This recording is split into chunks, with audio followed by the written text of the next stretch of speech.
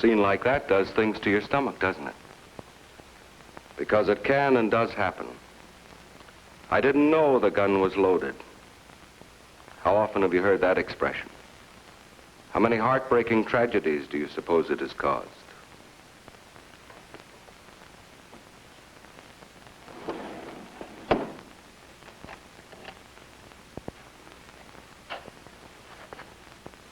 But let me show you something else. In each of these cases, somebody didn't know it was loaded. Somebody thought he was driving a safe, dependable automobile, but he wasn't. In each case, a mechanical defect made that car every bit as dangerous as a loaded gun. In each case, the defect that sent people to a mangled, screaming death in a masted twist of steel like this was the same. Tire failure. In one single year on the Pennsylvania Turnpike, 50% of all accidents due to mechanical failure were traced to tires. And the shocking thing about it is that those were not necessarily old, worn-out tires. Many of them were brand new. You see, the job we expect our tires to do has changed tremendously over the years, but not all tires have changed with the job. This 1920 tire carried a car weighing about 1,400 pounds at an average speed of around 30 miles per hour. Today's tire carries a car weighing up to 5,000 pounds at speeds of 80 or 90 miles an hour. Our driving habits have changed too. Turnpikes and expressways move us at speeds undreamed of a few years ago. 65 million cars now jam the highways, with more coming every year. Cars moving 3, 4 abreast in both directions, only inches apart. The slightest error, the slightest deviation across that white dividing line could mean instant death. City driving, even though at lower speeds, accounts for 3 times as many accidents as country driving. But wherever you drive, city or country, the crux of the whole thing rests in your tires. 4 layers of fabric and an inch or so of rubber. Let one of those tires fail, and the car you drive suddenly becomes the deadliest weapon ever devised by man. The next film you see was made exclusively for tire designers to study and has never before been shown to the public. This tire on the high-speed test wheel at Akron, Ohio, is going 120 miles an hour. Traction drag has distorted it completely out of shape. We'll literally tear it apart in a matter of minutes. And now let's see the punishment a tire takes on the road. Tearing sideways stresses appear about to rip the tire off the wheel. The impact of a chuck hole hit at high speed, though barely felt within the car, pancakes the tire clear down to the rim. Is it any wonder a tire must have tremendous built-in strength to survive the shocks it takes? The brakes don't stop the car. They only stop the wheels. The tires stop the car. The very best you can buy is little enough when you consider how much depends on your tires, what a beating they have to take. And the best in tires is General's new Dual 90, the revolutionary new kind of tire with the striking dual tread design, the strongest, sturdiest tire ever built, bar none. This young lady's entire weight is supported on 4 slender threads of Dual 90's Nigin cord. 50% stronger than nylon of the same size, her weight hangs on these threads now. Her life may hang on them later. You saw the distortion in the other tire produced by high speed. Now let's put the Dual 90 to the same test. Not one bit of distortion. Though you may never drive over 60 miles an hour, Dual 90 gives you a safety margin you can't afford to miss. This won't happen to you or yours with General Dual 90s. Here's positive proof of self-sealing Stratoseal in action. And it's backed up with Dual 90's celebrated service agreement. If you have a puncture, we'll pay the bill. You may never have to make a panic stop on a wet street. But if you ever do, the amazing squeegee action of Dual 90's new tread design wipes the pavement dry to give itself the best possible surface for quick, safe stops. The toughest test you can possibly give a tire is the burst test, used by safety research groups to determine tire strength. 5 leading brand tires are put to the test. All 5 are premium tires. All are in the same price bracket. All are the same size. The object of the test is to find out how much pressure it takes to blow out each tire, the acid test of tire strength.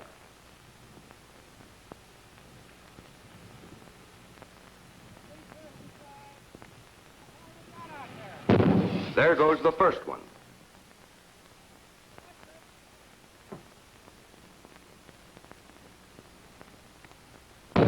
The second.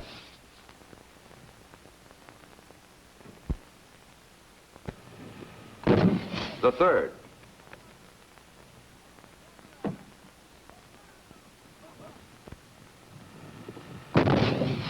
The fourth.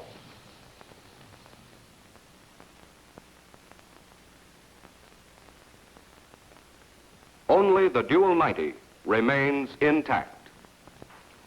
Proof positive that Dual 90 is the strongest, sturdiest, safest of all 5 leading premium tires. Whether you drive fast on expressways or slowly on the city streets, the automobile has killed and maimed more people in the last 20 years than all the wars in American history. Loaded guns pointed squarely into the face of every other motorist you meet on the road. Don't you pull the trigger. While you've been watching this picture, 20 people have been killed or injured in automobile accidents. May I suggest you put your car on General Dual 90s, the safest tires money can buy.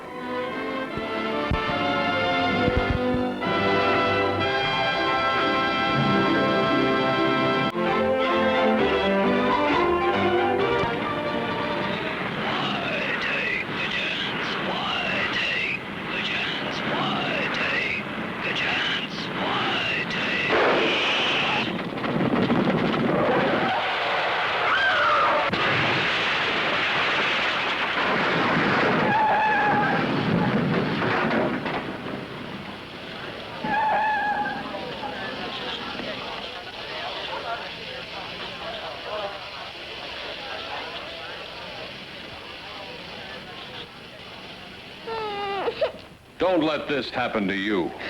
Every 3 seconds in the United States, someone is killed or injured. Of those that die, 1 out of every 3 dies in a traffic accident. Don't take a chance on tires that blow out. You don't even need a blowout to have a serious accident. On a perfect highway or city street, within legal speed limits, emergencies can always happen.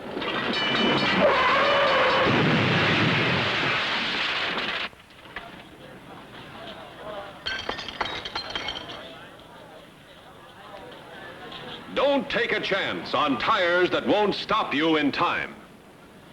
The trouble is we take tires too much for granted. Think what it is. The sap of a tree, the moisture of the earth, petroleum extracts mixed with sulfur and soot and baked together into a tire that will run 20, 40, even 60,000 miles. The amount of mileage depends upon how you drive, and during its lifetime, hold up the weight of a car. Stand in snow till frozen.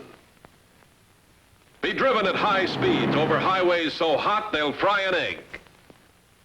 Jammed against curbs. Plunged into sharp-edged chuckholes. Spun, skidded in stone and gravel. Mistreated some way every day. And yet, a $5,000 automobile. Take away the tires and what have you got? Nothing but a high-priced stationary engine. For a small percentage of the cost of the car, it becomes a luxurious means of personal transportation. But what do you know about tires? How much can you tell by looking at them, especially after they're on the wheel? We have safety checks for lights, for brakes, for horn. But the tires, the most important thing on your car as far as your safety is concerned, how do we check them? This one looks all right, a lot of tread still on it, but is it the kind of tread that will stop you quickly? How do you know there isn't a break inside there that might have come from a bump 100 miles ago? The kind of brake that every time the tire revolves, chafes and nibbles away till it blows. This is the way 9 out of 10 blowouts occur. In tires that 2 minutes before looked perfectly all right. How do you tell if a tire is free of these hidden hazards? In my experience, there is one simple test. Look for this name. If it's a General tire, you know it is the strongest tire built. You know it has the world's greatest stopping power tread. Here is dramatic proof. First, the world's greatest stopping power. Here is a wide pavement reserved for this official test. 5 cars will come down it abreast, all the same make and model, and all being driven by test drivers. The only difference, one car is equipped with General tires, the other 4 with leading competitive tires, which we shall call A, B, C, and D. At the end of each test lane is the wooden cutout figure of a running boy, the kind sometimes used to mark school zones. The pavement has been wet to make it slippery. The signal to start. Here they come, picking up speed, till they are traveling near but not exceeding the legal limit.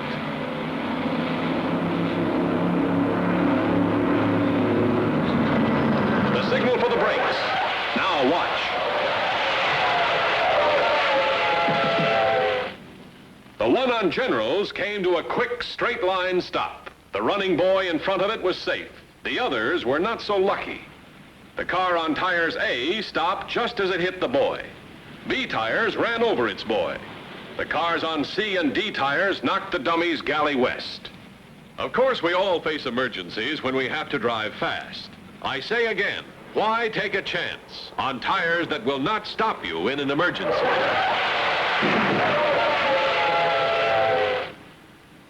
Now for a comparison of strength. Here comes a car on ordinary tires. It's a smooth street. Whoops, he made too wide a turn. The front tire hit the curb. That was quite a jolt. But when the driver anxiously looks the tire over, he can find no bruise. He thinks there's no harm done. But another hidden hazard has been created. The broken cord body starts weakening the tire. It may be a week or 1,000 miles later. The same car is rolling along a winding highway when suddenly the inevitable happens.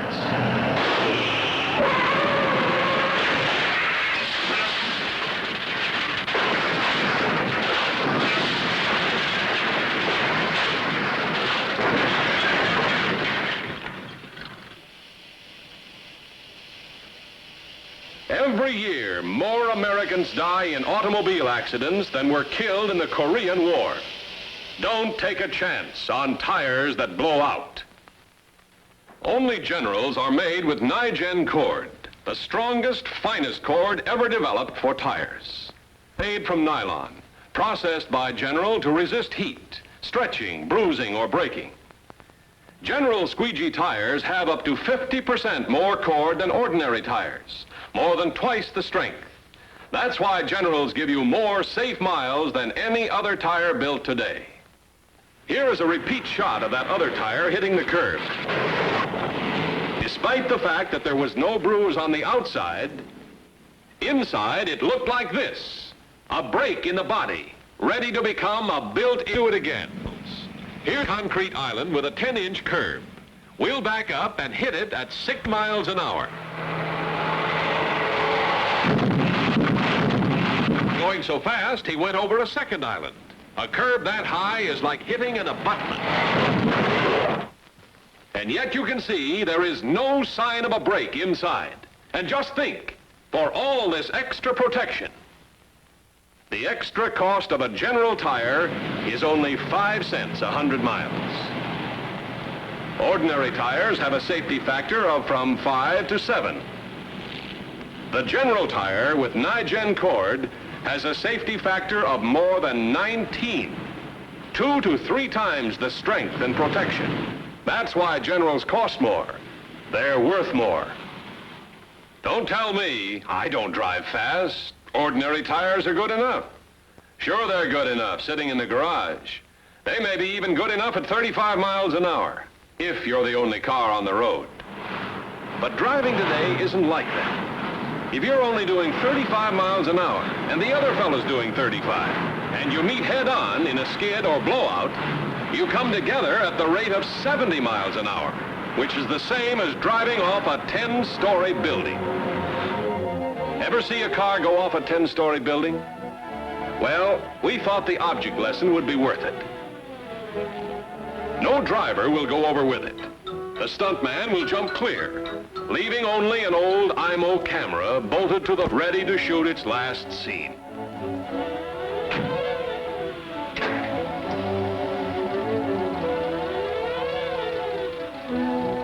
The parking lot below has been cleared and roped off. Everything's ready. Let her go!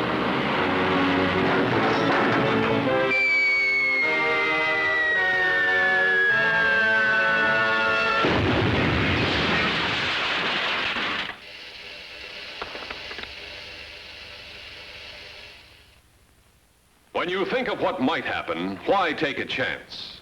Peace of mind is worth a small difference in price. General Tires can save your life in an emergency.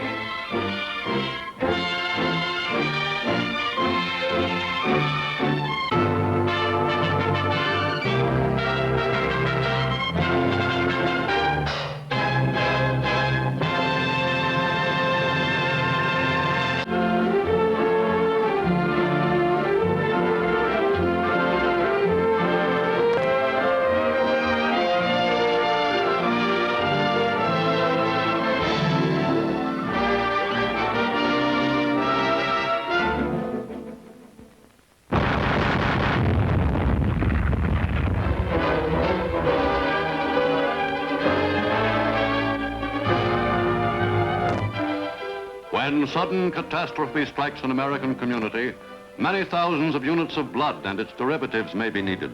For victims of injuries and burns must be treated immediately. To save the life of many an accident victim, over a dozen pints of blood may be required. More blood than one individual has in his whole body. Multiplied by scores, this may cause a terrific drain on the local hospital's blood reserves. Nurse, will we have enough blood to take care of all of these victims? I've just checked again, Doctor. Our blood bank's way down in Group B and RH negative. When there is sufficient blood to treat disaster victims, many a casualty who could not have been saved 10 years ago now is given a second chance at life. Today's scientific use of blood has emerged as one of the major medical advances of World War II. Of those wounded in foxholes and in the air, in jungles and at sea in the last war, almost 97% were saved. And medical authorities consider that the 13 million pints of blood contributed by the American people through the American Red Cross were a major factor in this high survival figure. After war's end, Red Cross distributed through state health departments to America's hospitals the remaining wartime donations of blood as plasma and other products, this time for civilian needs. But due to heavy demands, this supply is rapidly being depleted. Today, a mere 35% of the nation's hospitals have their own blood banks, and even these frequently become exhausted by the vast daily demands in alleviating human suffering. All over America, blood and its products are urgently needed to replace blood lost in injuries, operations, and childbirth, needed to combat anemia, infectious diseases, and hemophilia. When hospitals lack particular types of blood, relatives and friends of patients are often ready to donate their own. But their blood may not be of a matching type, and to buy the needed blood is frequently beyond the family's means. Only solution for America's blood needs is a nationwide plan for donations, similar to that in effect during the war. The Red Cross is again the logical agency to carry out a national blood program. which within 3 to 5 years will ultimately enable all physicians and hospitals to obtain without charge blood for their patients whenever they need it, anywhere in America. Functioning through its chapters in every state in the Union, the Red Cross National Blood Program will eventually collect blood where necessary for ever-recurring local needs and for any possible disaster.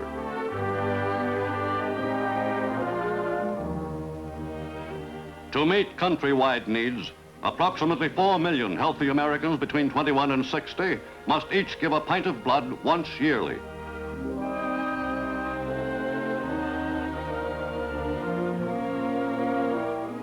America's blood needs, about 4 million pints per year, represent an average of 5 pints annually for each general hospital bed in the nation. Regional centers eventually will be established in selected localities throughout the country. Mobile units will be used to collect the blood in outlying communities surrounding these regional centers. Wherever the Red Cross bloodmobiles go, with them will go the necessary equipment. This will be set up in a temporary location, a factory, a church, a gymnasium, with the same care as in the regional center. The operation of the center with its physician, trained nurses and technicians will be the same, whether in a metropolis or a village.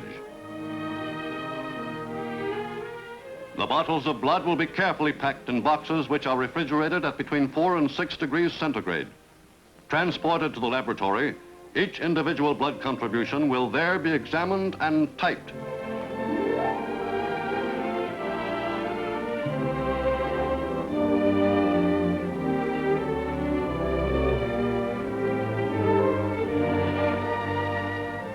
Every type of blood must be available to the public at all times, since no one can predict which type an emergency may call for.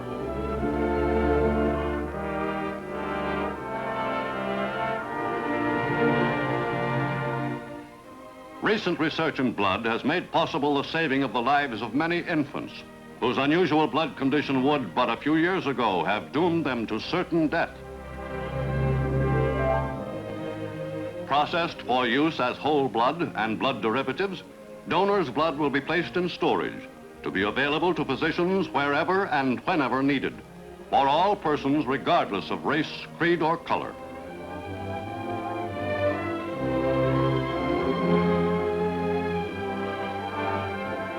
Whole blood will be distributed directly from the regional center to the hospitals of the area as needed.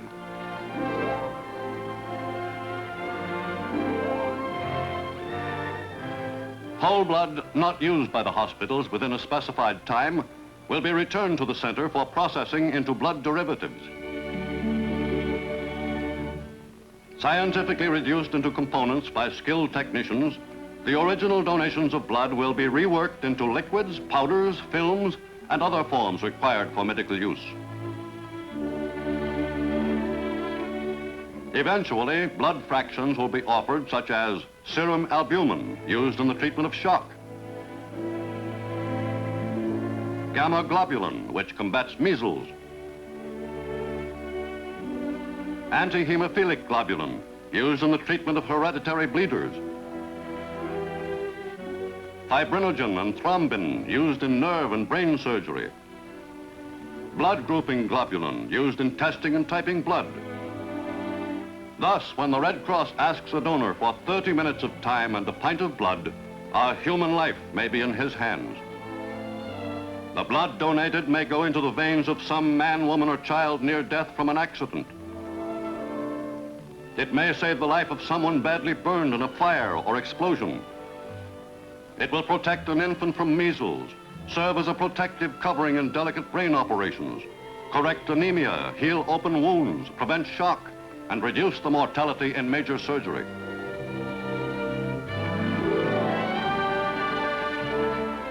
All leading U.S. health authorities join in proclaiming private sources utterly inadequate to supply the country's blood needs. The Red Cross National Blood Program is one of the most far-reaching programs of our time in helping to safeguard the health of the nation. The increasing needs for blood are of great concern to the medical profession.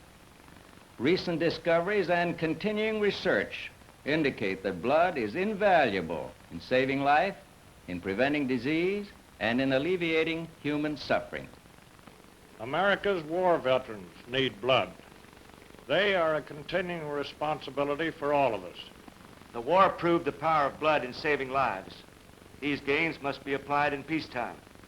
Adequate provisions must be made to meet the requirements for the armed forces and for civilians. We must plan now for future emergencies.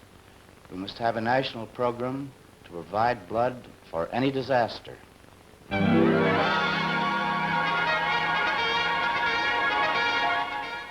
Under the Red Cross National Blood Program, when disaster strikes, blood will be quickly available to all sufferers.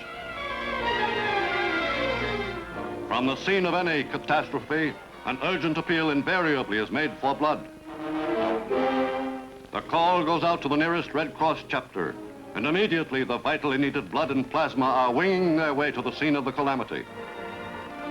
Today, not everyone in every place can donate blood. This is a program which cannot be hurried. Years will be required to reach every community.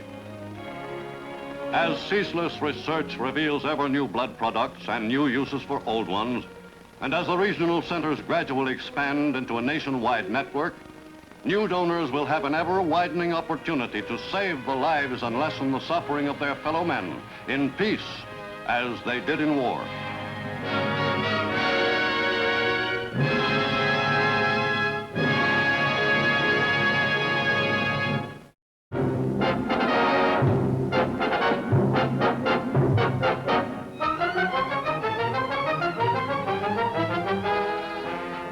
Saturday, December 14th, 1946, at 3 o'clock in the morning, fire destroyed the telephone company's central office in the Chicago suburb of River Grove. An entire community of 50,000 people was cut off from telephone communication with the rest of the world. The pictures you are about to see are an eyewitness record of the disaster and how it was responded to by the men and women of the Illinois Bell Telephone Company, the Western Electric Company, and other parts of the nationwide Bell system. Breaking out in the basement, nobody yet knows how or why, flames gutted the building, leaving only a shell of silent, twisted wreckage, ruining beyond repair intricate equipment that had made possible 24-hour-a-day telephone service, complex, delicate machinery, made to connect any telephone in River Grove with any other telephone anywhere in the world. There they lay, 2 floors of wires and cables that should have been pulsing with calls for doctors, grocers, policemen, housewives, school teachers, voices vital with meaning for the health, happiness, or welfare of the community. Instead, there was only silence. And this was the holiday season, only 11 days before Christmas. The time when, more than ever, families and friends sought to be close to one another. All this was in the minds of the telephone people who had rushed to the scene before the embers were cold. All this, plus the knowledge of what had to be done and who was to do it. For even though this was one of the worst fires in telephone history, the nationwide Bell system is on constant alert, ready to move aid to any stricken community. Disasters have been met before: ice storms, floods, yes, and hurricanes. So it was with the confidence of experience that expert eyes surveyed the still smoldering damage. Plans made in anticipation of emergency were rushed into action. Temporary radio telephone service was set up for the use of hospitals, police, and fire departments. Teams of Bell technicians and tons of Bell equipment must be rushed to the scene. By radio telephone, a call went to a downtown telephone office. And from there, the information was relayed to plants of the Western Electric Company, not only in nearby Chicago, but also in Kearney, New Jersey, 900 miles away. As soon as Kearney learned what had happened, engineers went to the place where the plans of manual telephone exchanges all over the country are filed. From the drawings for the old River Grove office, they could tell at a glance what replacement equipment was needed. In a few hours, to guide the reconstruction job, hundreds of blueprints were made to be dispatched by airplane to the scene of the fire. Other copies were used to organize shipments of available equipment and also to start the manufacture of other equipment not on hand. The equipment was assembled and trucks were soon off on a 900-mile cross-country trip. Meanwhile, Western Electric men trained to install those intricate switchboards were being mobilized from Ohio, South Dakota, and Iowa. Men trained in the standardized methods and equipment used throughout the Bell system. Wheels were turning in many places to bring to this one stricken community the telephone men and the telephone tools that alone could reestablish its communication system. As the wheels turned, emergency headquarters were already set up in River Grove's telephone business office, where a small switchboard had been connected with 22 lines, so that by 11 o'clock, less than 8 hours after the fire, repairmen had made it possible to give service on a handful of telephones. Telephones for the police department, telephones for the fire department, telephones too for those who had to receive an emergency message from the outside world. Telephone employees worked as messengers, driving out to deliver the news to the called person, then bringing that person back to the business office to put through his call on one of the few working telephones. And all the while, more emergency switchboards were being wired to accommodate more telephones. By noon, a bare 9 hours after the fire, enough lines had been installed to connect 10 public telephones in a downtown barber shop. More public telephones were connected in other convenient places, and still more as the connections were wired. Outdoor booths were shipped from Western Electric's nearby Chicago distributing house. Others were borrowed from Chicago baseball stadiums. This offered some immediate relief. Back at the burnt-out central office, engineers knew it would take many months to reconstruct what had been lost. So they decided to improvise, to use temporary installations and let the permanent system come later.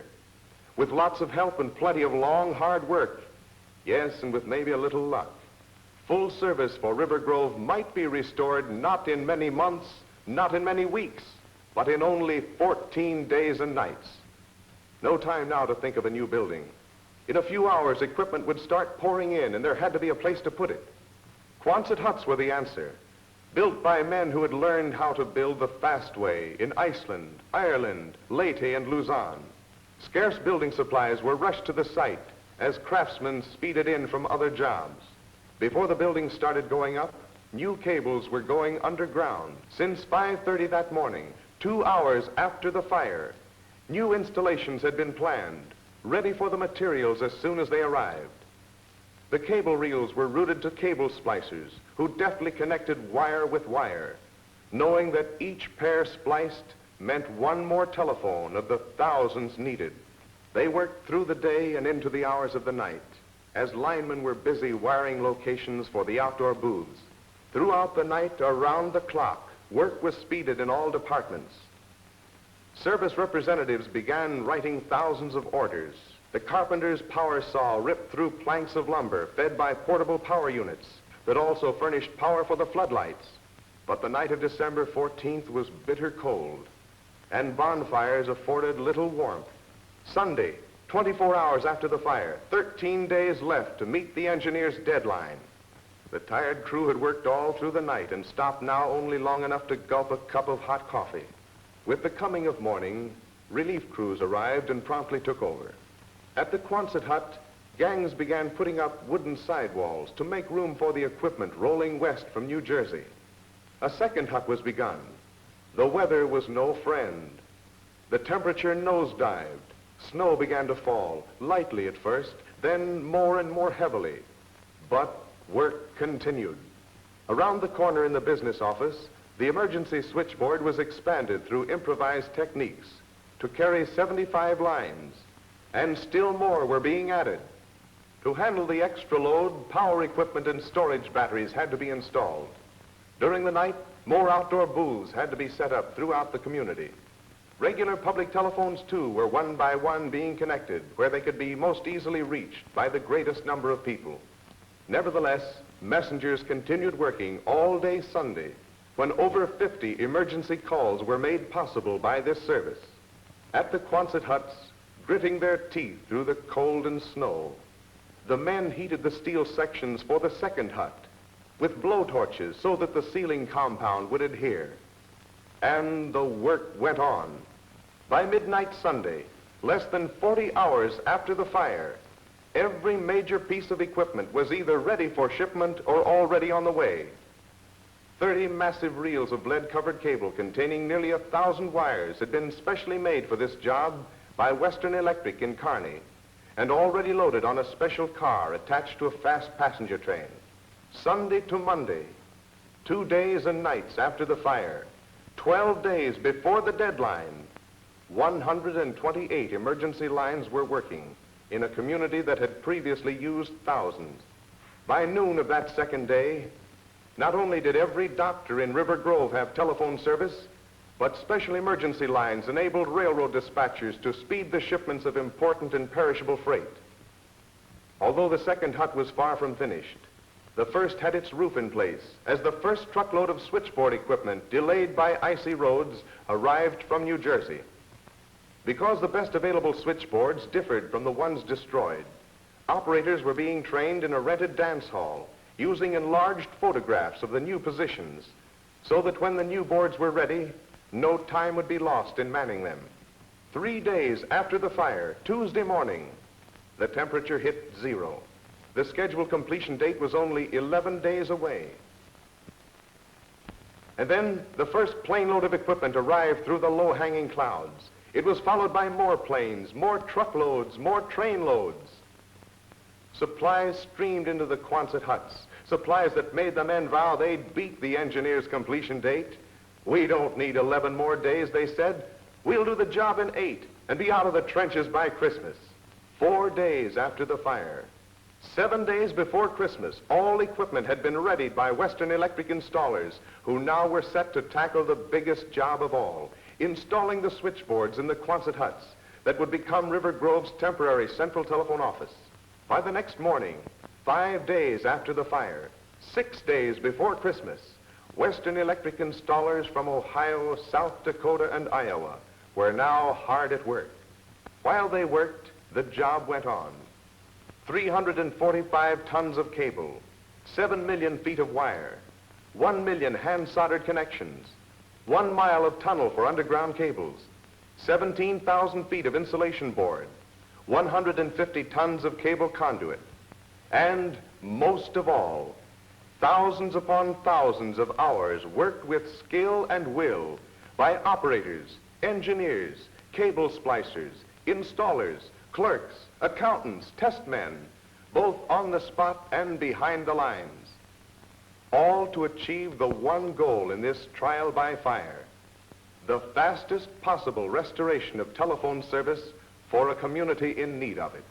And on Christmas Day, 3 days before the engineer's completion date, that goal was achieved. Every telephone the River Grove Exchange had served before the fire was back in service.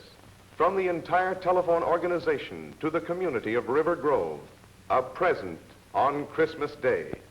Calls from anyone, anywhere in the world coming in. Calls to anyone, anywhere in the world going out. A present so deeply appreciated that it won tribute in a holiday coast-to-coast radio broadcast. Thousands of calls testified to the community's appreciation of the restored service. At last, for the first time since the disaster struck 11 days and nights ago, the operators could relax, and everyone who shared the work could be proud of an emergency not only met, but conquered through the experience and foresight of the men and women of the Bell system and its service of supply, Western Electric, who already had plans for replacing the Quonset huts and all the expedients in them with the kind of permanent telephone central office now being produced for hundreds of other towns and cities to meet America's demand for more and more telephones. In this building and in others like it, telephone men and women for years to come will tell the story of River Grove and how it met its trial by fire.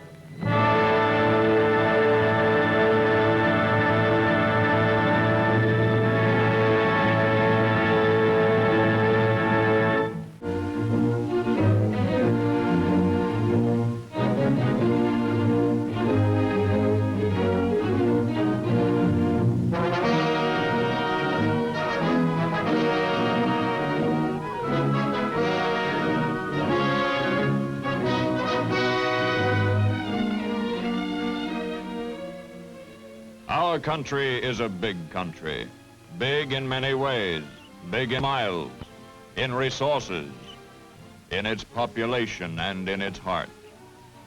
When disaster strikes, these sizes really show up.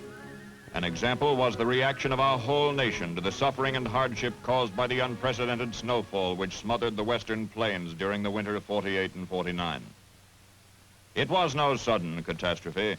It started quite normally. During the night of November 18, a blizzard roared over the plains. This storm passed, however, and people carried on in their usual winter fashion. But a few days later, there was another blizzard, and another, then another.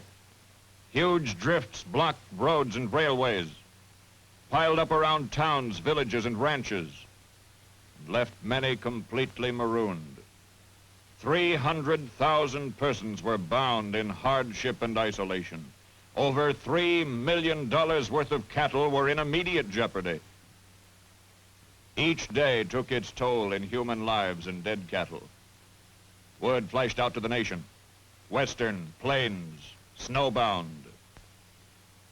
When the barrage of blizzards continued to blast the area, Operation Snowbound was conceived.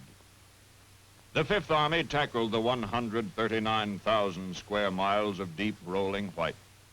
Tractors hacked at the vast snow sea, but more help, knowledge, and experience was needed. A call went out for contractors, operators, and additional power equipment. The response was quick. Men willing and able to do this work through long, cold hours answered the call for help. American industry backed these men by shipping Red Ball Express, all available bulldozers, motor graders, and hay balers. A formidable group: the Fifth Army, American industry, contractors, equipment operators, and more than 1,000 pieces of modern, powerful equipment rammed into the ever-deepening snow. Now the battle clanked into high gear. A brutal, furious battle, the greatest mass bulldozer and snow equipment operation in history.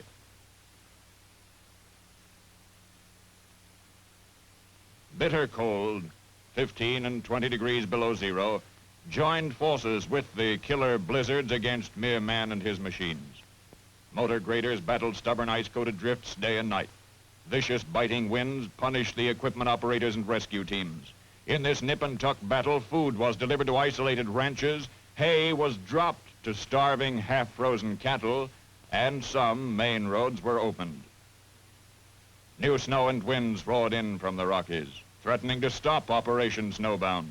The worst winter in history was in full swing. It was a severe test for men and machines. Blizzard-wise operators passed the word on how to tackle the deep snow. Push it off in layers, level the dips, until you've worked your way down to solid footing. Paths to haystacks alone made up a gigantic operation. Sitting in lonely isolation, the half-buried stacks were inaccessible. Cattle couldn't get at them.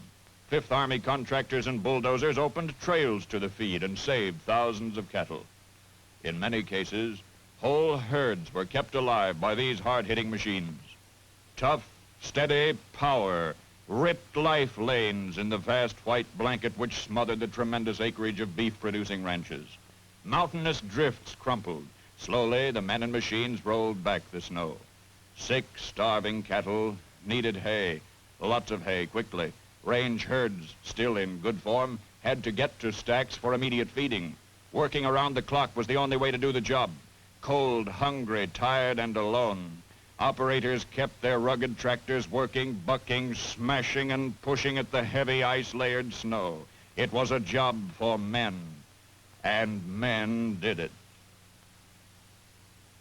In spite of this all-out war organization and the efforts of valiant Army and contractor crews, cattle continued to perish under the Siberian conditions.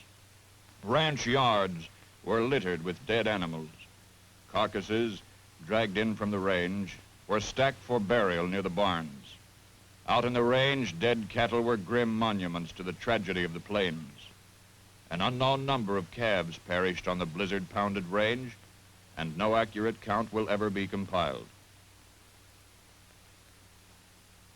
A shovel-equipped tractor owned by this ranch kept many thousand head of cattle alive, This versatile machine fed marooned herds and opened access trails. Snow was removed from around stacks. 9-ton stacks were pushed onto lowboys and hauled across miles of Arctic desolation to stricken herds. This tractor became a friend of the cattle. They came to recognize the powerful purr of its smooth-running two-cycle diesel engine and its bright orange color. Frequently, cattle would attempt to follow it, knowing that it was going for feed. Young calves in the ranch pens were kept alive with feed brought in by the tractor. The deep drifts were impassable to horses, autos, or trucks. The only vehicle capable of motion on this 28,000-acre ranch was the tractor. This was typical throughout the three-state disaster area. Tractors, manned by determined iron men, kept the loss of human life and cattle at the lowest possible level. So more hay could be transported over greater distances to starving cattle, farm machinery manufacturers diverted a sizable portion of their baler output to the disaster area. In many cases, baling machines were hauled right to the stacks. Willing crews of ranchers and hands fed hay into these machines, which rolled up bales at the rate of 4 a minute. Old men, young men, ranch hands and ranchers baled hay day after day in all kinds of weather. Biting cold, snow, and wind made little difference. Wherever there was a baler, there were men to feed it. Hay for direct feeding was baled at tremendous rates. National Guardsmen and private citizens kept their vehicles on the road constantly, delivering bales of hay to ranchers unable to reach their own haystacks. In the case of ranches which were so isolated that there was neither time nor machinery available to break through, National Guard airplanes were loaded up with precious bales, and the hay was delivered direct to the cattle by the same methods employed in supplying our combat troops in the last war. Baled hay was the answer to many a rancher's prayer. Operation Snowbound is a story of disaster, but it's a story, too, of disaster averted. 4,000 persons, plus the hardy citizens of the affected area, subdued the almost overwhelming force of the elements by working ceaselessly under the most severe conditions. The Army, Air Force, Civil Air Patrols, National Guard, Naval Reserve, Red Cross, contractors, equipment operators, and American industry stopped a major catastrophe that would have been national in scope. Operation Snowbound, the Fifth Army's far-flung digging, plowing, bulldozing, and rescue mission in this blizzard-blitzed area, demonstrated once again the bigness of this nation, especially the bigness of its spirit and the bigness of its heart.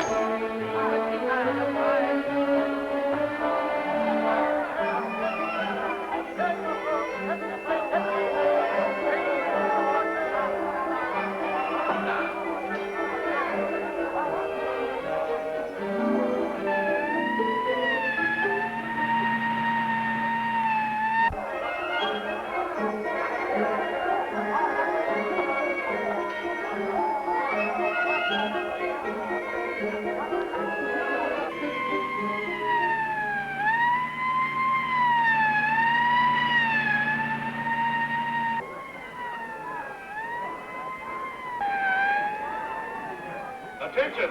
Attention! Make the farm a safe place to live and work. Make your farm safe. Learn how to prevent accidents. Come to the farm safety demonstration.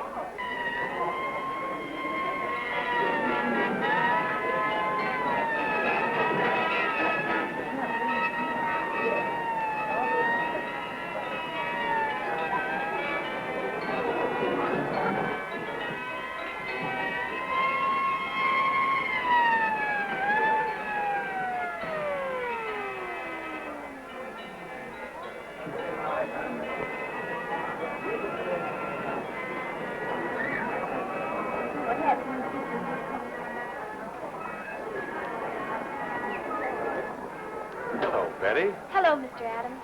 Nervous, Jim? Oh, I sure am. He'll do all right once you get him up on the stage. Why, sure he will. How's your mother, Jim? Oh, she's coming along. But it'll take several more operations before she's well. More operations, eh? That's tough, Jim. Support our Farm Safety Committee. Save lives, save property. Follow the fire engine. See the spectacular safety demonstration. Learn how to use petroleum products safely.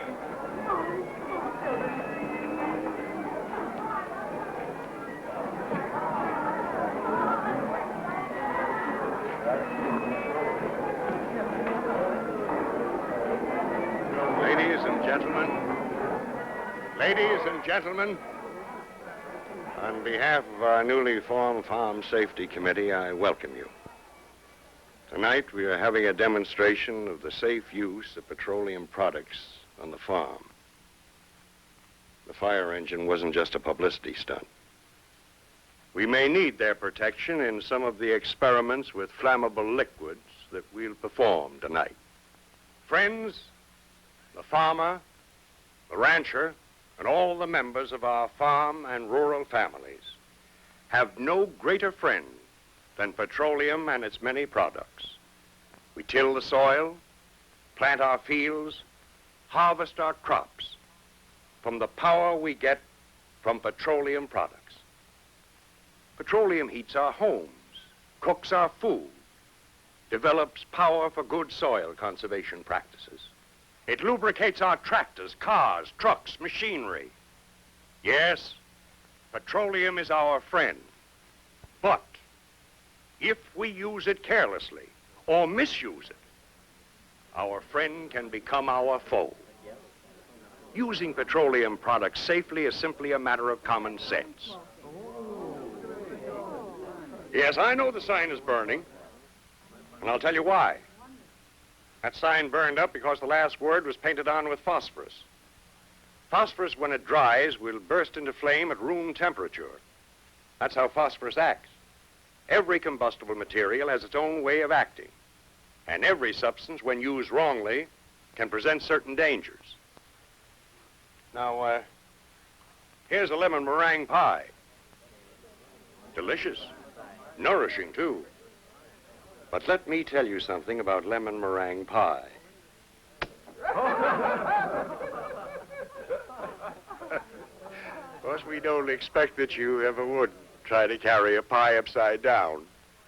But we do want you to get the idea that every substance has to be handled in a particular way if we are to get the benefit of it and not harm ourselves or our belongings.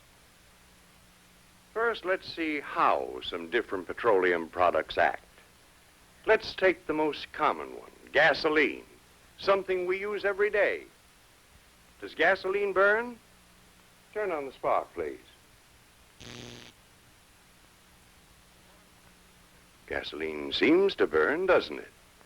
Nevertheless, gasoline itself does not burn. Watch this.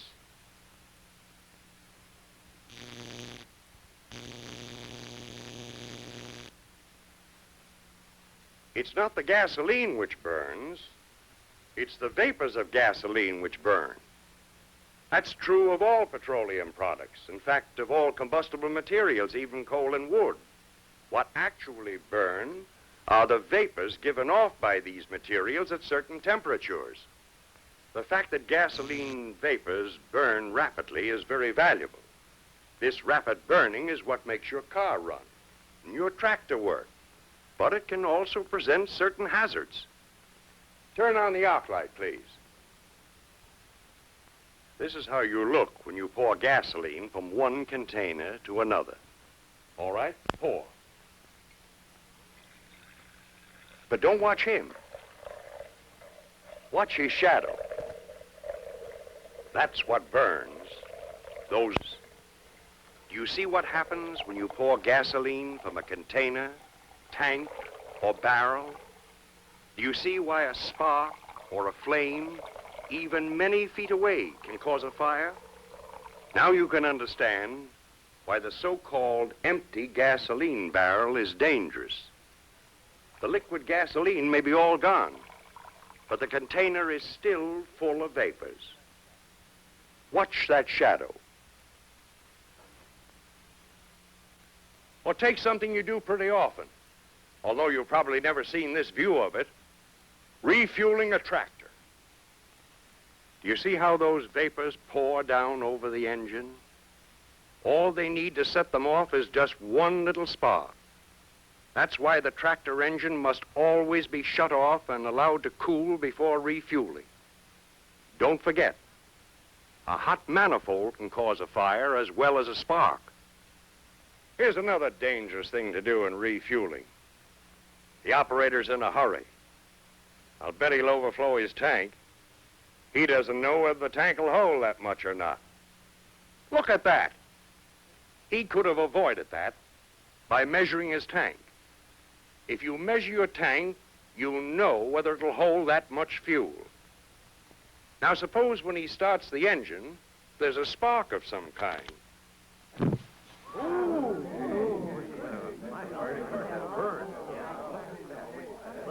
Those boys are right on the job, aren't they? Incidentally, if you ever do overflow your tank, wait 5 or 10 minutes for the gasoline to evaporate before you start the engine. We've been talking about gasoline, but the same things apply to any petroleum product you use on the farm. Kerosene, fuel oil, tractor fuel, diesel fuel, propane, butane, heating fuels, cleaning fluids, even motor oil. When the vapors of any of these reach the right temperature, they will burn. So by using the right temperature in each case, we could repeat our experiments with any petroleum product. To put this whole matter in a nutshell, vapor plus air plus ignition temperature equals fire. These are 3 elements of fire. Whenever the right amount of vapor and air mix at ignition temperature, there will be a fire. We can hasten this mixture of vapor and air by breaking up a petroleum product into small particles. Then each tiny particle will vaporize rapidly. This is the injection pump used in a diesel engine. You can get something of the same effect in an undesirable way by throwing kerosene in a brush fire. The pump breaks the fuel into a fine spray. Air and vapor mix thoroughly and rapidly. You can see the result. Friends, I want you to think of your own farm.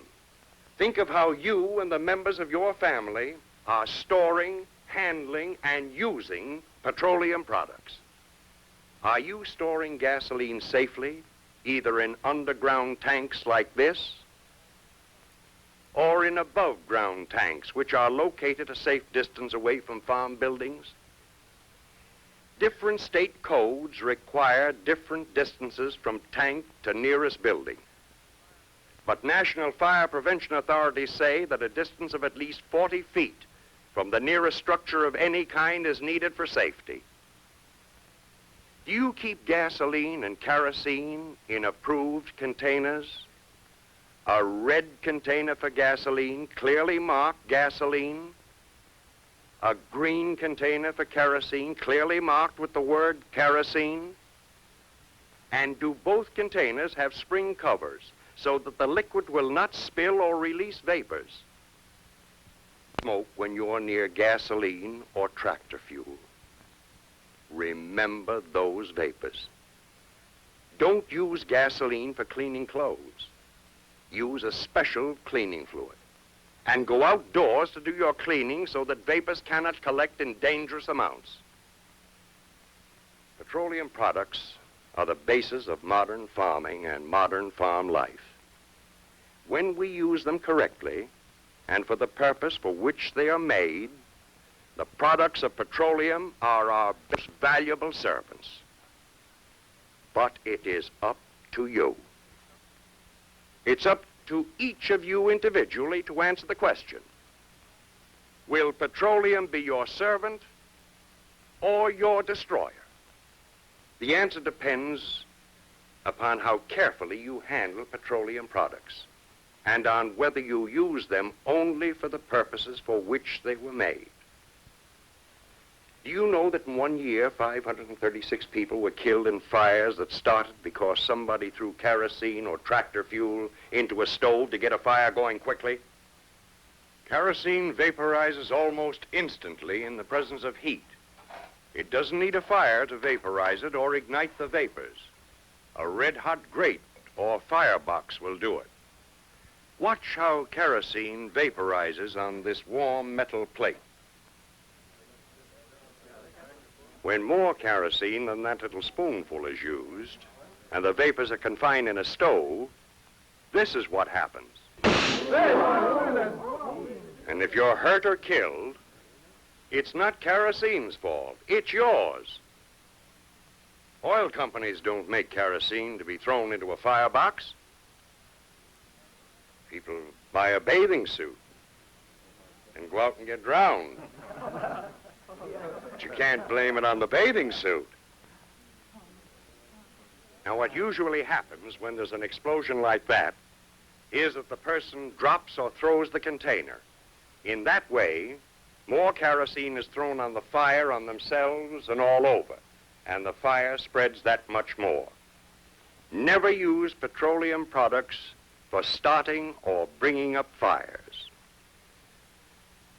Friends, many of you know that it was a fire caused by the careless handling of kerosene which led to the organization of a farm safety committee in our community. Jim, will you come up now?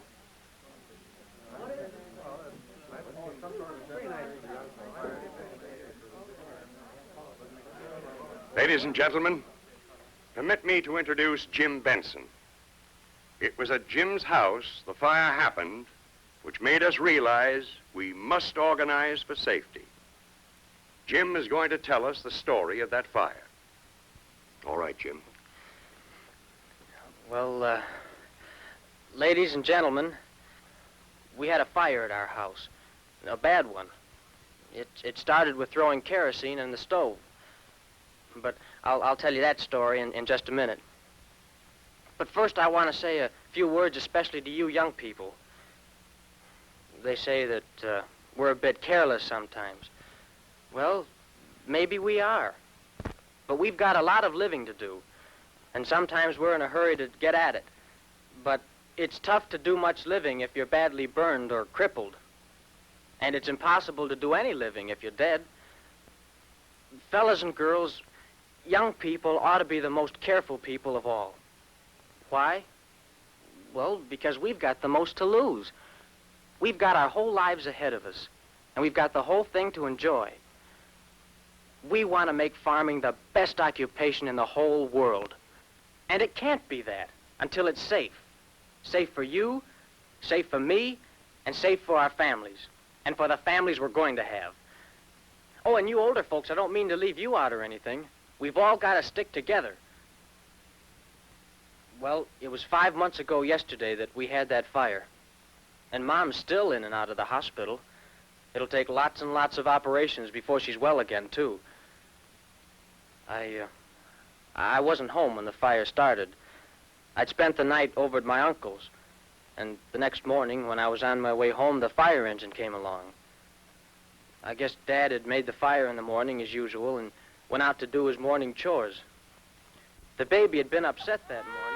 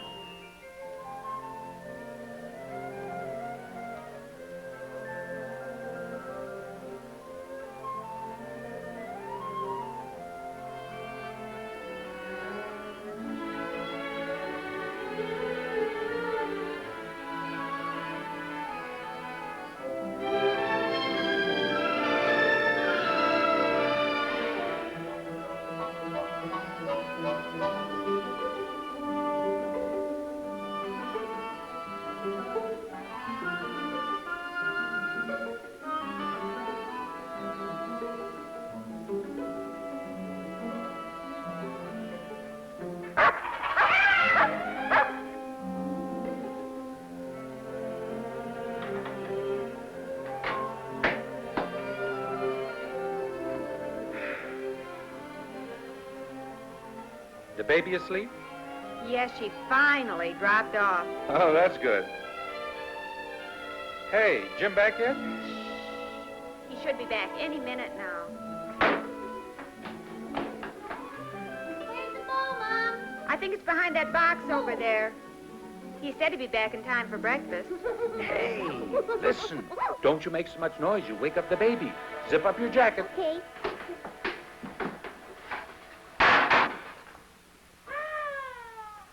Oh.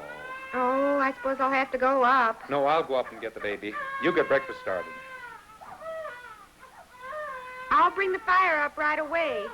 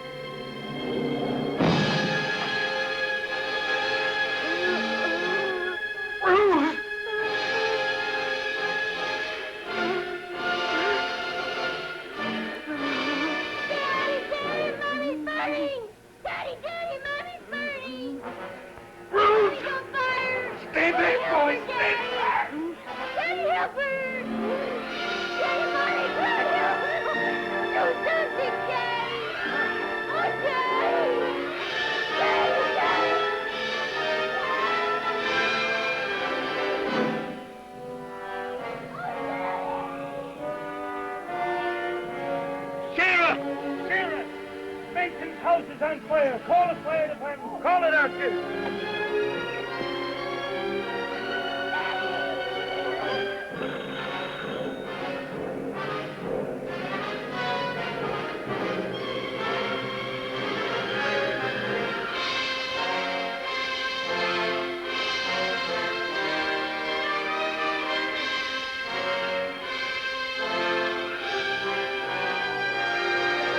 Hey!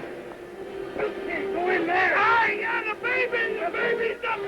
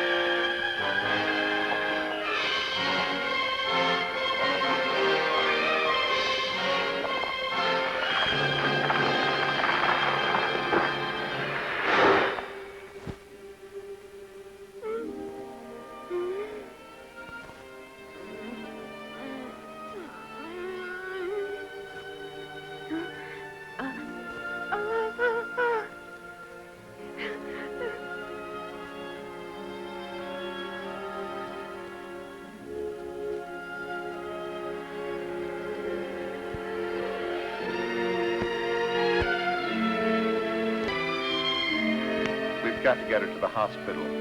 It's pretty bad, Will.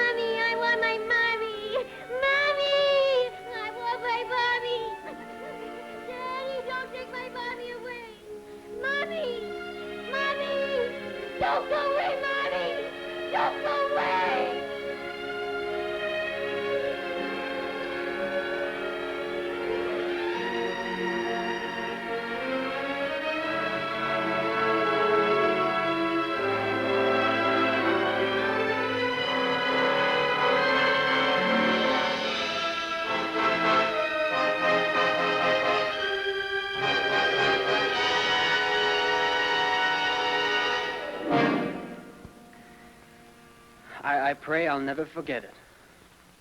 That the agony she suffered will haunt my conscience and your conscience until we have made farming safe.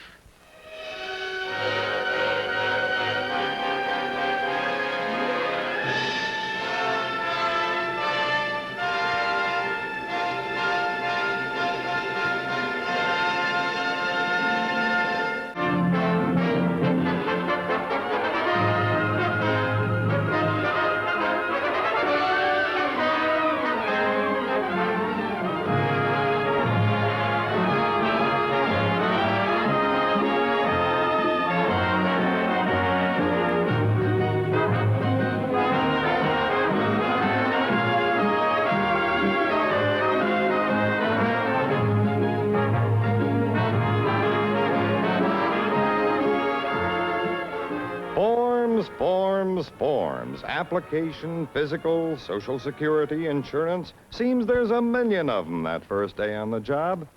As for you, man, your head's buzzing. When do you start? When do you quit? Where do you park? Eat lunch? Get your safety glasses?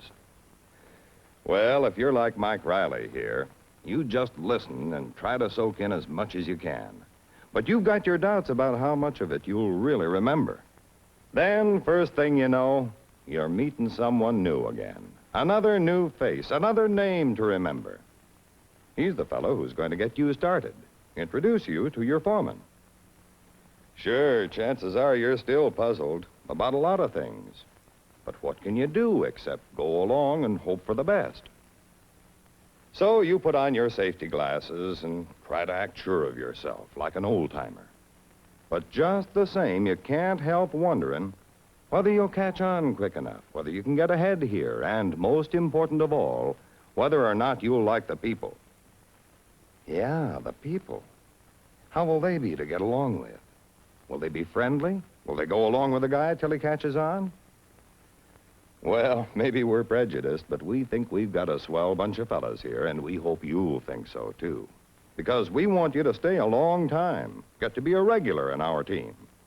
Right now, Mike, we'd like you to meet your foreman. Your foreman, by the way, is a good man to answer those questions of yours about your job in the company. And he'll probably talk to you about a lot of things you might not even think of yourself. Safety, for example. You certainly don't expect to get hurt, but you don't need to. Not when you work for a plant that's run right. Look over there. Something we'd like you to see. We've got a good safety record in this plant. In fact, most of our people haven't had an accident since they came to work here. It wasn't always that way. We had to learn to work safely and to do it all the time. But let's go back to the office and we'll give you a better idea of what we mean.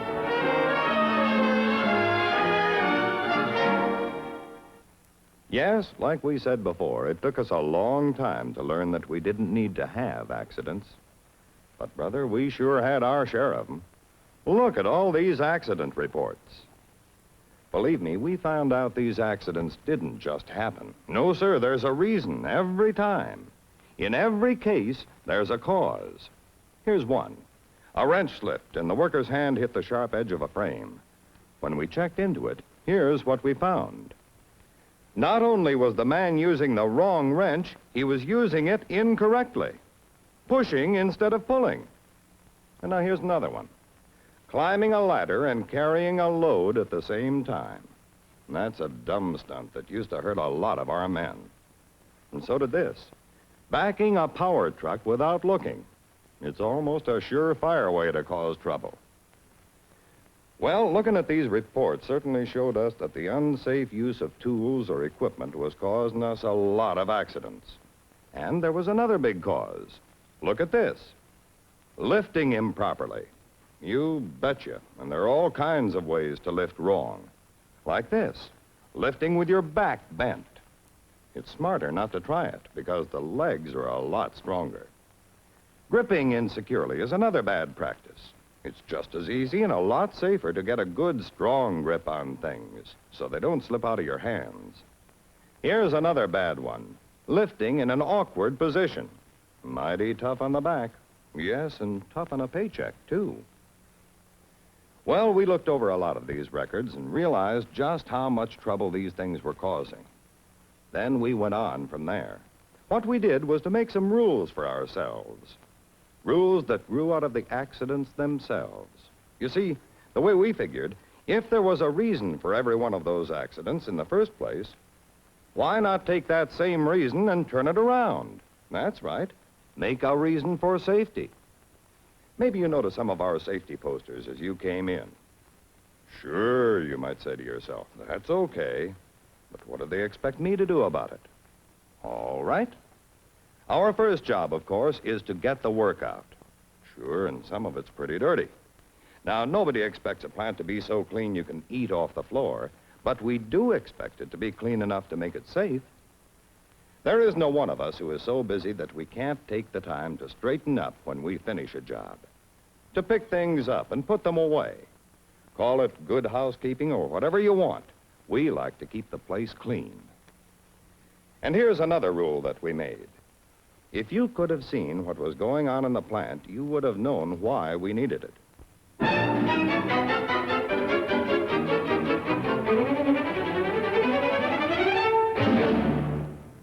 Yes, walk, don't run, because, brother, falls sure aren't fun. Then we've got a rule that says, keep out from under suspended loads. Our crane people are supposed to fix them so they don't drop, of course, but we expect you to be careful, too, for your own safety. So keep out from under suspended loads. Believe me, that's a rule you never want to forget. Another thing we ran into was fellows using somebody else's machine. Like this guy here. Just because he's seen somebody else run that truck doesn't mean he can do it.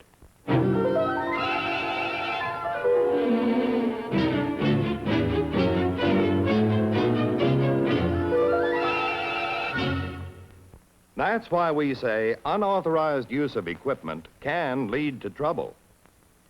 You know, these rules aren't just a bunch of words on paper. They're all things we've tried, and we found that they work. They keep others from getting hurt, and we hope they'll do the same for you. So get to know them. Here, take a look at this one, for example. This display will give you an idea of what we mean by protective equipment and safe clothing. Items like these gloves and safety shoes. You know, even a slight toe injury can keep you off your feet for days. Yes, sir, safety shoes are a mighty smart investment. Of course, the same goes for safety glasses. The point is this. If you're asked to wear glasses or safety shoes or any other protection, it's because you're safer on the job when you wear them.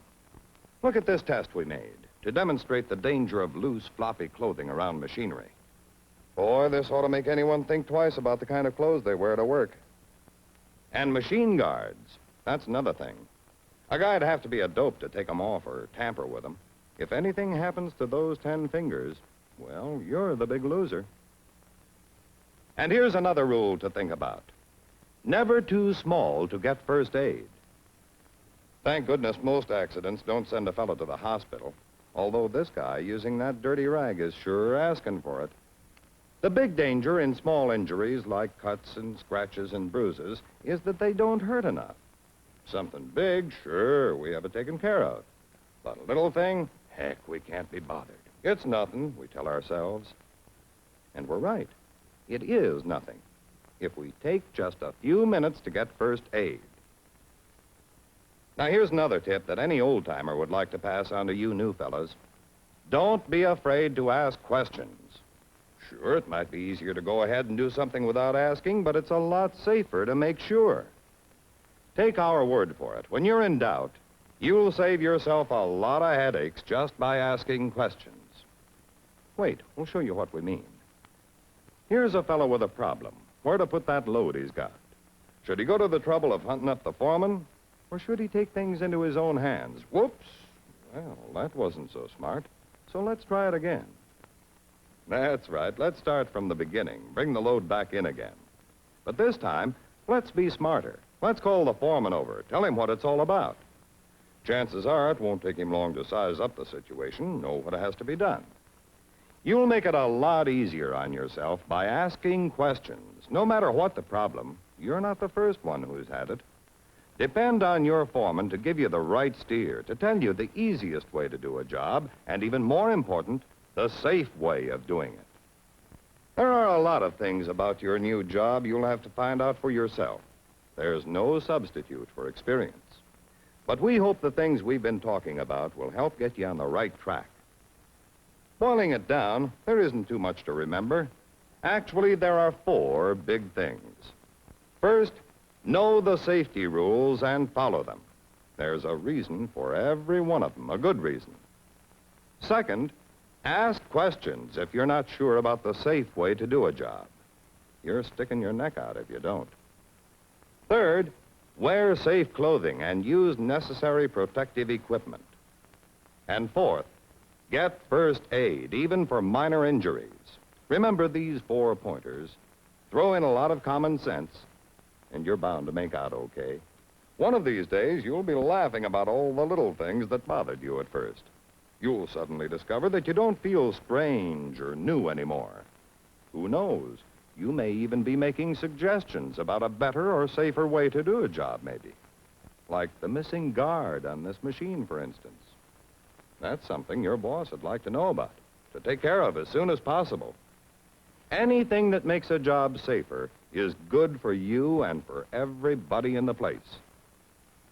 And that's a good feeling, isn't it? The feeling of being at home with the place and the people. Knowing that you're a part of the whole thing, really clicking with the best of them. Yes, sir. That's a mighty good feeling.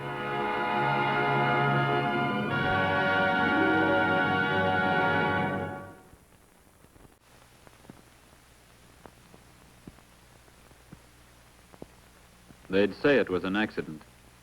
But the men knew, and I knew, that I had killed him.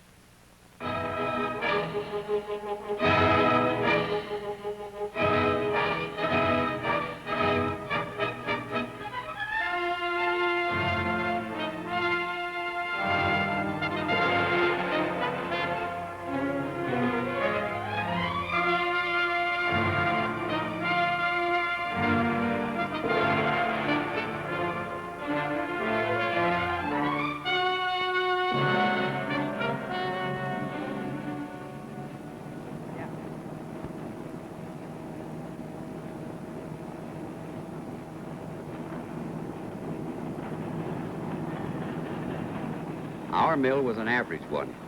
The usual machines and the usual sort of men.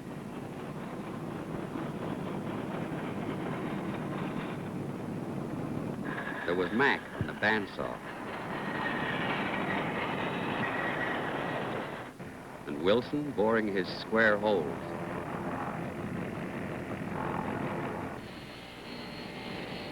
And Lucky Williams operating the rip saw, as usual without a guard.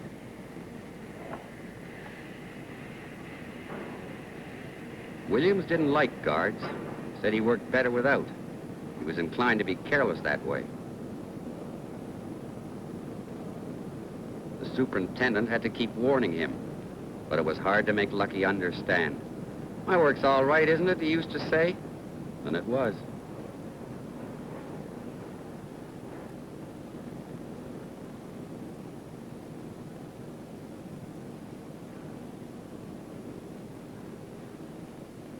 Besides, everybody liked Lucky. Hey, Lucky. What do you know? We got us a baby. 3 o'clock this morning. No kidding. That's great, Bob. Now you really got troubles, boy. You can say that again. Well, let's see it's smoke period. Give me a cigar. Thanks. I'll settle for a cigarette.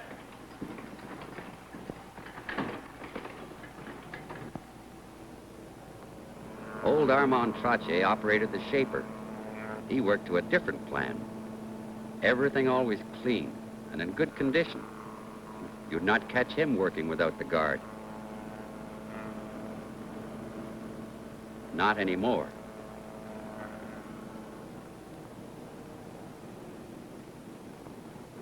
And there was Len Ritchie on the jointer.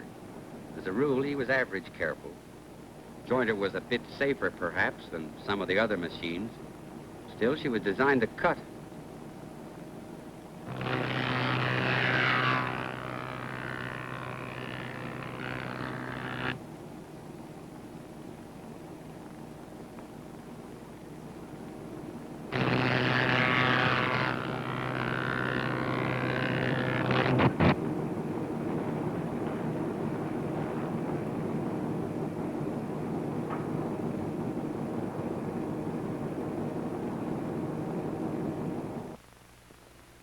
Now look, men, I don't care what your work is. It's time we all took more care around our machines. Jointer's as good a place to start as any. Look at it. About as simple as you can get, isn't it? But it's got knives, and they're darn well meant to cut. Len was jointing this piece of wood. Just near the end, the knife struck this knot. The board broke, and Len's hand slipped off onto the cutter head. Now he's in the hospital. Could be worse. At least he hasn't lost any fingers, just the tips. Be laid up long? Doc says several weeks unless complications set in. That's tough. Don't worry, kid. He'll get compensation. 75% of his pay. Not bad for no work. I doubt whether you'd like it, Mike. He could be off for 10 weeks. If so, he'll only lose several $100, along with some sleep, some weight, and the ends of his fingers. I don't think any of you would like it. Anybody touched this since Len? Nobody has touched it, Bill. Then it's perfectly clear he wasn't using the leg of mutton guard, which would have helped to prevent the accident. This thing's designed to cover the cutter head, and he wasn't using the push block. Even if the wood does kick back, there's still the block between the fingers and the cutter head. Len was asking for trouble. But Len nearly always used the block. Yeah, nearly always. Well, you men know as well as I do that it's the very time when you don't use the guards when something happens. Even so, he was lucky. This is the old square cutter head. I had it replaced with a cylindrical one last year. The cylindrical one fills the table opening no matter what the position of the blades. But this one, if a man's hand went into this, he'd lose it halfway up to the elbow. I guess that's what you'd call being short-handed. You're not the one to be making jokes, Lucky. Come here.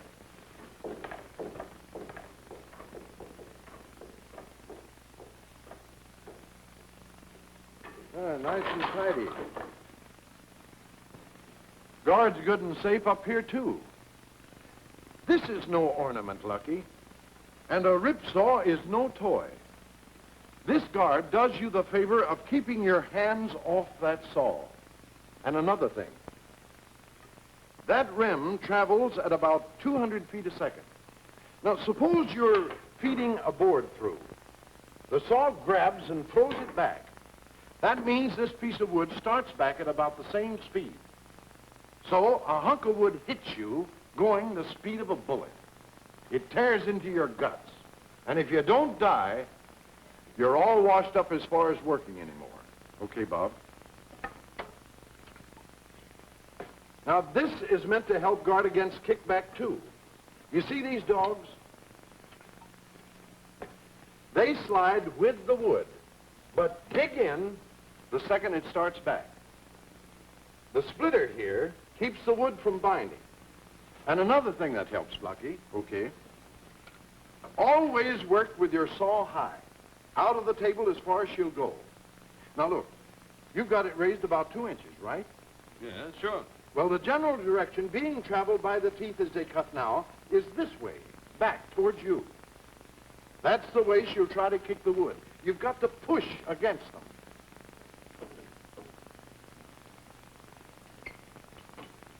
Now, when the teeth come into contact, they're going almost straight down, pushing the work toward the table. Consequently, the chance of a kickback is lessened. Say, it should be easier, too. Sure. Why? Well, the saw's pushing the wood down, not back. So it should be easier to feed. That's right, Bob. Try it, Lucky, with the guard. Let me know what you think. Sounds like it might be easier at that. And safer. Don't forget the guard. It's just as easy to be careful before as after. Harmon here can tell you that. He's right, Lucky. I used to be pretty careless myself. Till one day, when I was just trimming a corner.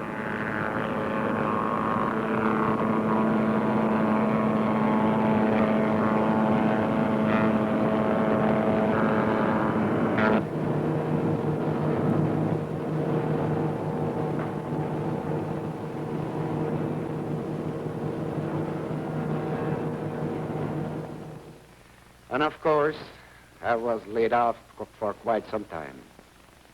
Had lots of time to think about it. But when I get back to work, I made a few changes. Took my shaper apart and checked the knives.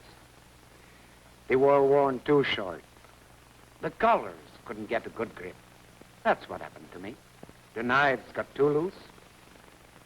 I checked the rest of my knives.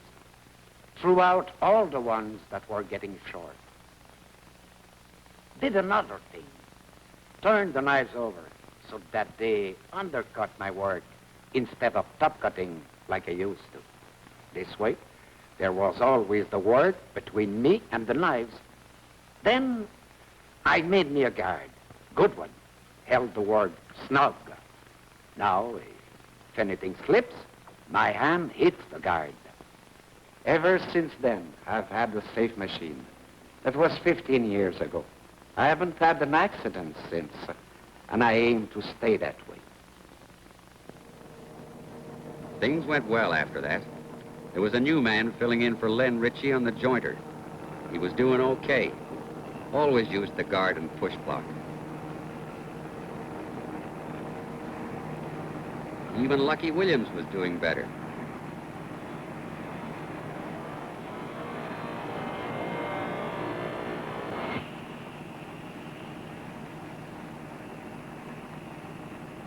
Yeah, much better.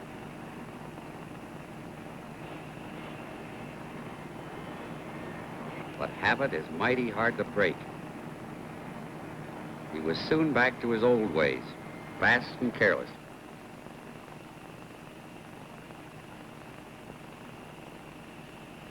But Lucky figured the saw with his name on it hadn't been made. All a man had to do was keep a good grip, a steady hand, and a keen eye. That's all.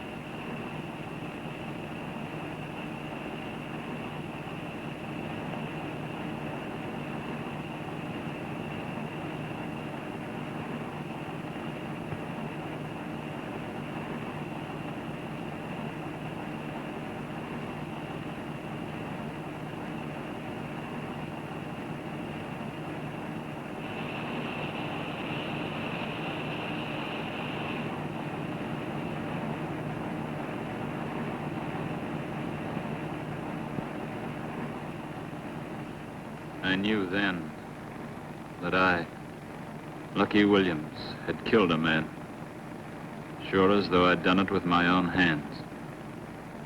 And it didn't have to happen.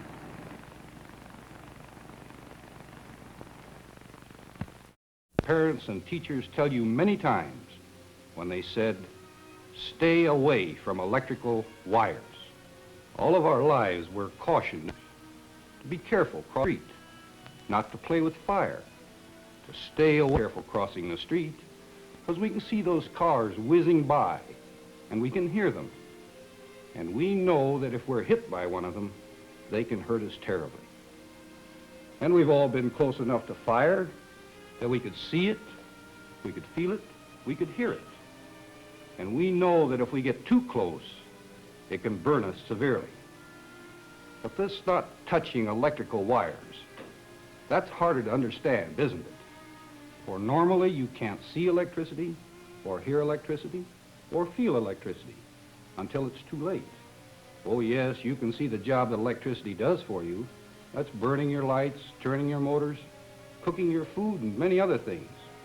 But you cannot actually see electricity itself. And still, if you get too close to a wire that's carrying this electricity that you can't see, or hear, or feel, it can hurt you as badly as if you were hit by an automobile, and it can burn you as severely as if you fell into a bonfire. We said that you can't see electricity, and usually you can't. But you have seen lightning flashing through the skies. Well, actually, lightning is uncontrolled electricity, a tremendous bundle of energy seeking to equalize itself by finding an easy path down to the earth or the ground. The man found out how to make lightning, and he called it electricity.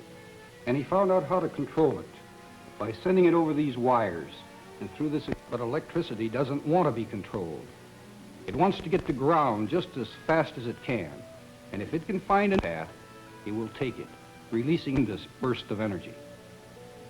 Now, on the end of this dry wooden dowel, which will not conduct electricity, we have a copper rod, which will carry electricity.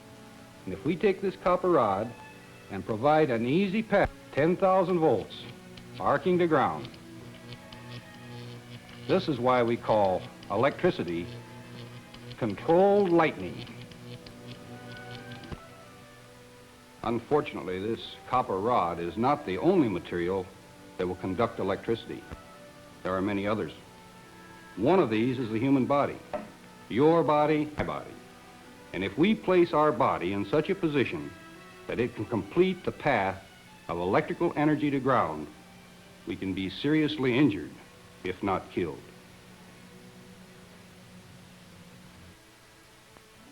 This small glass buoy contains neon, which will glow if a high voltage is passed through it. If we place this buoy on the ground and then take the copper rod and pass the high voltage through the little boy's body, we can actually see what happens when high voltage passes through our body.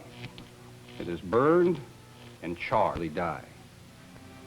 So we must remember not only not to touch the wires ourselves, but not to touch them with any object. Not to place our body in a position where it can complete the path of electrical energy to ground. Now this sounds easy, doesn't it? But it isn't that simple. Here's a little boy flying his kite. He couldn't find any string, but did find some wire. He got his kite up in the air. He was having a wonderful time. Sure, he knew the power wire was here, but he wasn't too close, he thought. But suddenly the wind shifted. The kite came above the power wire, and electricity found an easy path to ground, through the wire, through the little boy's body, and he was killed. Now, this little boy was using wire. We should never do. But sometimes even string will carry electricity, especially if it's wet. We have here a piece of string that's much the same as you might use to fly your kite. We'll dampen it a little bit, about the same as if you left it outside during a rainstorm or even on a humid day. Now we'll attach this string to the power line. We have it off right now. And then down to this little boy. Now we'll make the power line hot. Once again, the path complete through the string, through the boy's body, and he is killed.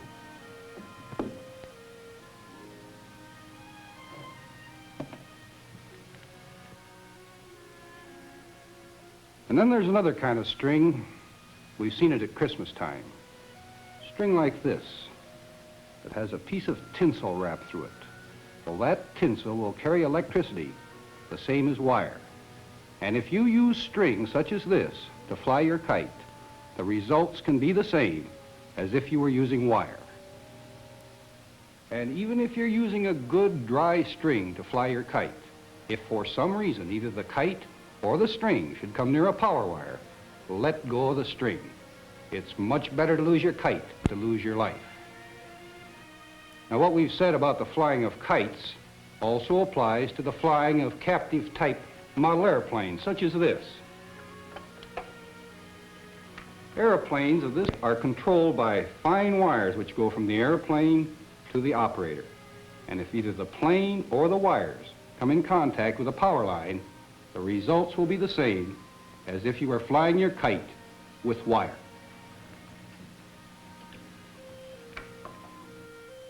It isn't necessary either that you be standing on the ground in order for you to be in a position where your body can complete the path of electrical energy to the earth. How many of you ever climbed a tree? That's right. I'm sure that all of us have climbed a tree at one time or another. But now think carefully. How many of you looked in that tree before you climbed it to make sure that there were no wires running through it? Well, that's good. I'm glad that some of you did. Next time, I hope that all of you will, because a tree is one of those things that can carry electrical energy to ground. And if you climb a tree, as this little boy did, and touch an electrical wire, the path can be complete through your body, through the sap and organic material of the tree to ground, and you can be injured. Now, if it's unsafe to climb a tree that has a wire running through it, then it certainly is unsafe to climb a pole such as this, whose sole purpose for being there is to keep the wires out of harm's way. Climbing a pole such as this is just asking for trouble. Electric wires in the air are dangerous enough, but sometimes because of storms, lightning and wind, or perhaps a vehicle hits a pole, these wires fall to the ground. And then, not only are those wires themselves dangerous, but also any metal object that they may touch. This small boy has made it a habit, as small boys will, of rubbing his hand or a stick or a piece of metal on this fence on the way to school. It's harmless, makes a little noise, and it does make the route to school seem a little shorter. But one night there's a storm, and a wire falls on the fence around the corner, where the little boy can't see it. But this time, when he touches the fence, he completes the path from the wire, through the fence, and through the little boy's body to ground, and he is killed.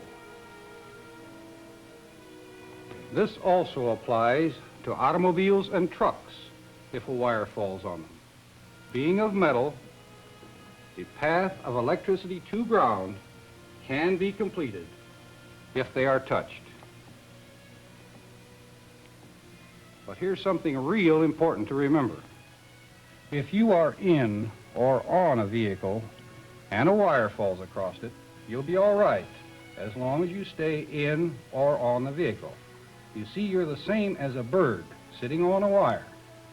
You're on the path of electricity to ground, not part of the path of electricity to ground. And as long as you stay there, you'll be all right. And if someone should rush up and want to help you, tell them to stay away so that they won't be hurt.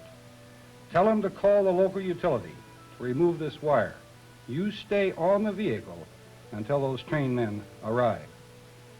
Now, once in a long while, it'll be impossible to stay with this vehicle. It might be on fire. Well, there's still something you could do. How does that bird leave that wire?